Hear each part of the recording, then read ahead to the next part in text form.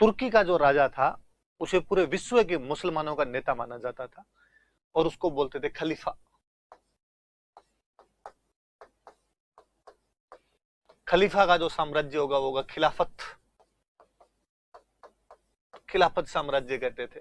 इसको Ottoman empire भी कहा करते थे। उस्मानिया सल्तनत थी। तुर्की मुसलमानों का नेता हुआ करता था और तुर्की के अंडर में सारे अरब, ईरान, इराक, फिलिस्तीन, इजराइल, लीबिया, सीरिया, ये वाला मुसलमानों का जितना इलाका है ये सारा तुर्की के अंडर में आया करता था। अंग्रेजों को लगा यार तुर्की क्यों इतना बोल रहा है, तुर्की क्यों उछल रहा है इतना।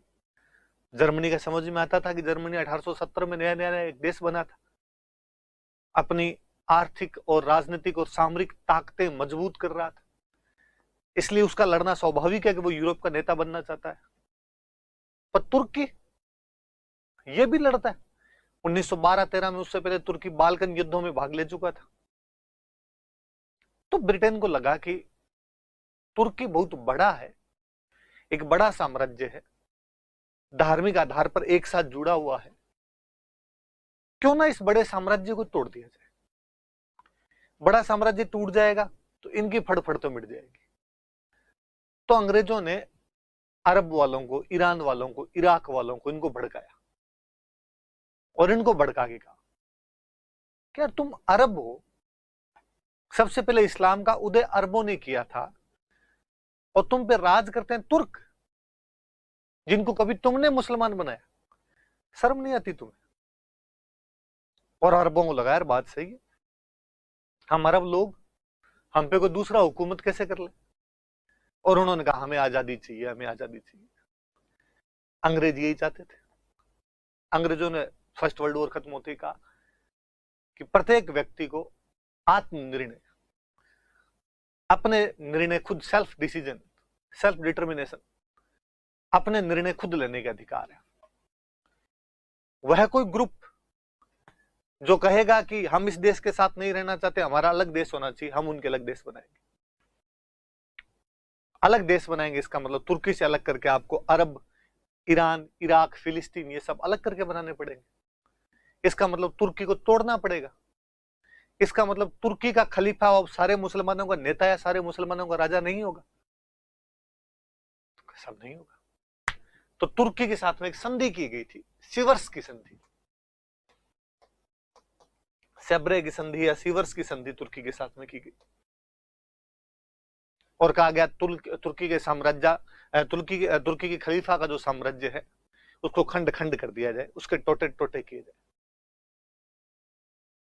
भारत के मुसलमानों में इस वजह से अंग्रेजों के खिलाफ गुस्सा था कि तुर्की के खलीफा के साम्राज्य को क्यों तोड़ा जा रहा है। तुर्की का खलीफा हमारा राजनीतिक और धार्मिक नेता है, उसके साथ में अंग्रेज अच्छा बर्ताव नहीं कर रहे। मुसलमान 1910 के बाद से ही अंग्रेजों से किसी ना किसी बात पे नाराज चल ही रहे थे। 1911 में बंगाल का विभाजन रद्द कर दिया, मुसलमान नाराज थे। अलीगढ़ कॉलेज को विश्वविद्यालय का दर्जा नहीं दिया गया, मुसलमान नाराज थे।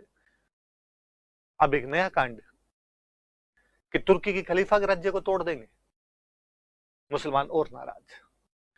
इधर अंग्रेजों से मुसलमान नाराज चल रहे हैं, उधर कांग्रेस के साथ प्यार की पिंगे बढ़ाई जा रही है। 1916 का लखनऊ पैक्ट कांग्रेस को और मुसलमानों को एक दूसरे के नजदीक ला रहा था। तो यह वह समय है जब मुसलमान अंग्रेजों से नाराज है, क्योंकि अंग्रेज उनके तुर्की के राजा, जिसे खलीफा कहा जाता है, के साम्राज्य को तोड़ रहे हैं। दूसरी तरफ कांग्रेस में इस समय एक करिश्माई नेतृत्व उभर रहा है, मोहनदास करमचंद गांधी के रूप में। गांधी जी एक बात बहुत अच्छी सी जानते थे कि कोई भी जन आंदोलन चलाने के लिए या साम्राज्यवादी शक्ति का मुकाबला करने के लिए, अंग्रेजों से लड़ने के लिए देश के सभी समूहों का एक साथ आना जरूरी है। आप किसानों को अलग रख के, मजदूरों को अलग रख के, महिलाओं को अलग रख के, मुसलमानों को अलग रख के ये नहीं कह सकते कि हम जन आंदोलन चला रहे हैं, मास मूवमेंट चला रहे हैं। इसलिए मुसलमानों को भी नेशनल मूवमेंट से जोड़ना जरूरी है और गांधी जी को एक मौका मिला। और गांधी जी ने जो मुस्लिम नेता थे उनको कहना शुरू किया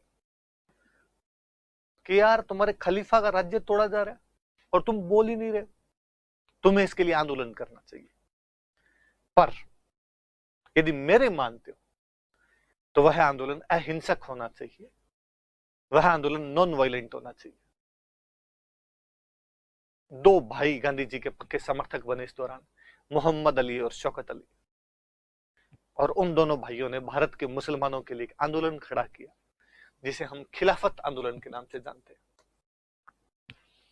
वह आंदोलन जो खलीफा के साम्राज्य को अंग्रेज ना तोड़े इसलिए भारत के मुसलमानों द्वारा किया गया था, वह खिलाफत आंदोलन।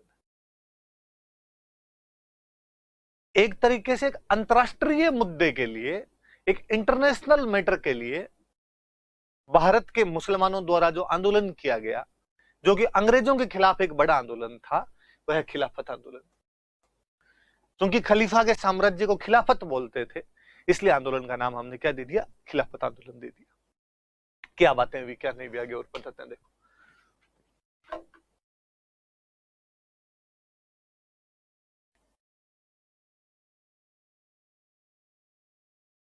एक साथ ही बताता हूं। देखो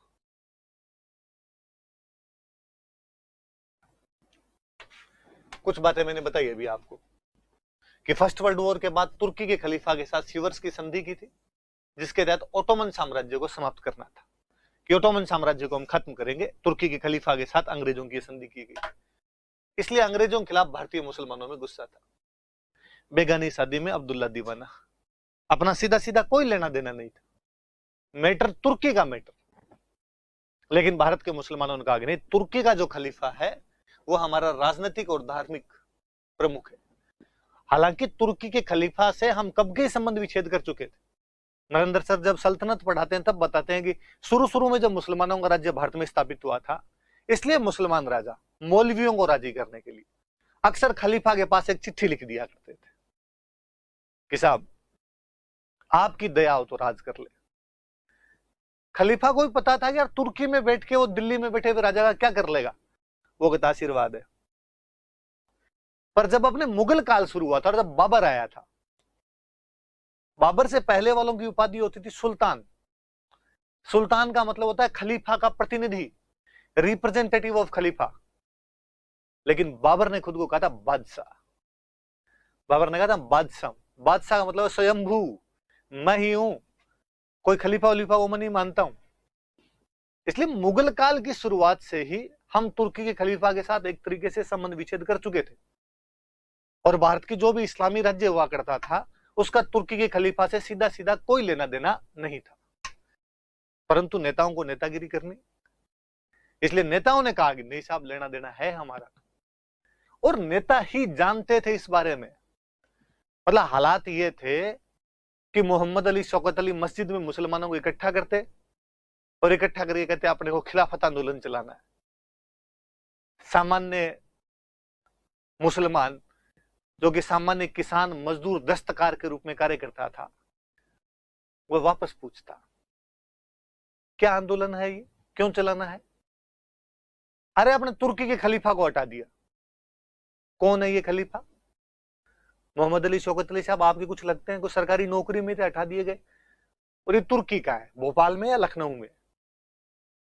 मोहम्मद अली, शौकत अली पूरा समझाते कि नहीं, तुर्की एक देश है, वहां का राजा जो है वो अपना खलीफा है, उसको अंग्रेजों ने हटा दिया है। अच्छा अच्छा अच्छा, तो क्या करना है? तो उसके लिए अपने को आंदोलन करना है। तब जाके लोग कहते चलो समझ में तो नहीं आया मैटर, पर आप कह रहे हो तो आंदोलन कर देंगे। तो इस तरीके से लोगों को साथ में जोड़ा जा रहा था। उसके एक दूसरे देश के मुद्दे के लिए भारत में जो धार्मिक भावनाएं थी उनको भुनाने का काम किया जा रहा था।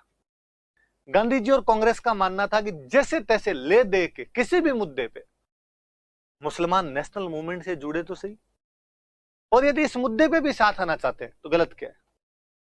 इस मुद्दे पर भी यदि वो अंग्रेजों के खिलाफ होना चाहते हैं तो गलत क्या है? और अंग्रेजों के खिलाफ होकर यदि अपने साथ आना चाहते हैं तो सोने पे सुहागा है। इससे अच्छा तो कुछ और हो ही नहीं सकता। मुख्य नेता देख लो आप, मोहम्मद अली, शौकत अली, मौलाना अबुल कलाम आजाद, हकीम अजमल खान, डॉक्टर अंसारी, अब्दुल बारी, खूब सारे नेता थे।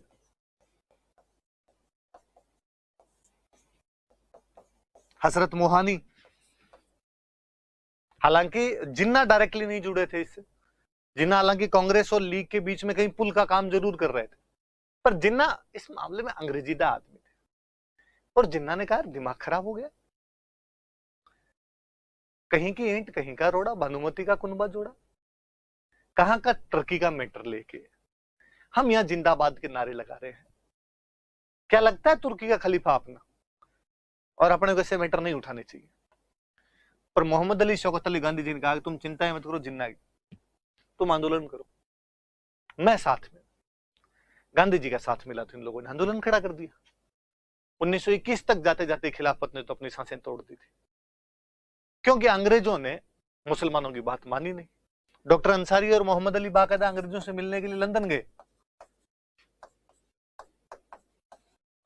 डॉक्टर अंसारी और मोहम्मद अली दोनों बातचीत करने का भी अंग्रेजों से प्रयास किया था, लेकिन अंग्रेजों ने मना कर दिया कि नहीं, तुम क्यों कर रहे हो फालतू में, हमारे तुर्की के खलीफा के साथ बातचीत चल रही, और हम यदि तोड़ेंगे तोड़ेंगे उसको।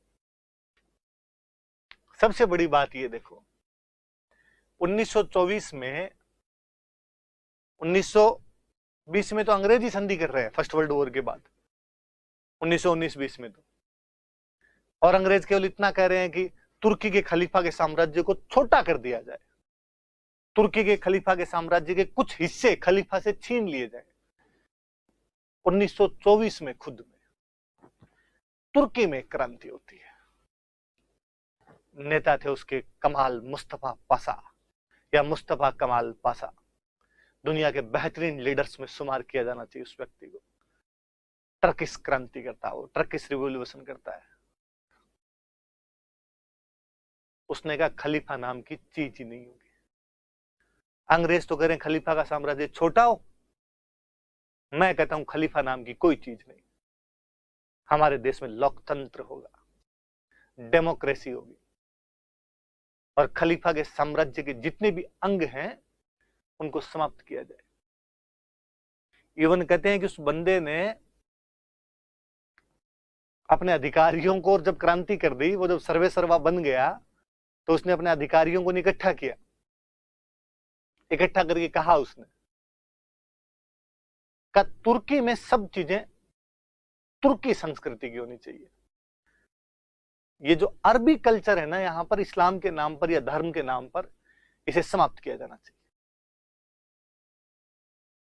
हर चीज तुर्की में, कुरान का तुर्की में अनुवाद किया जाए, पढ़ाई लिखाई पूरी तुर्की भाषा में होनी चाहिए, सारे डॉक्यूमेंट्स तुर्की भाषा में होने चाहिए।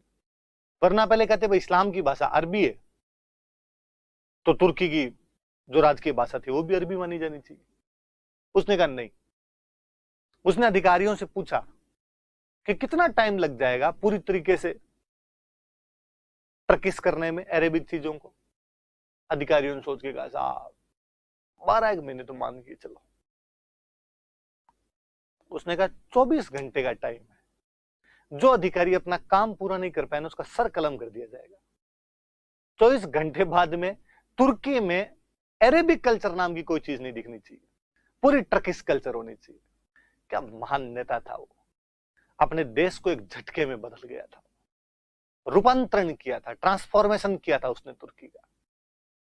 सोचने वाली बात ये कि जिस तुर्की के खलीफा को बचाने के लिए हम दुबले हुए जा रहे थे, 16 सोमवार के व्रत रखे जा रहे थे, उस तुर्की के खलीफा को तुर्की के लोगों ने भगा दिया।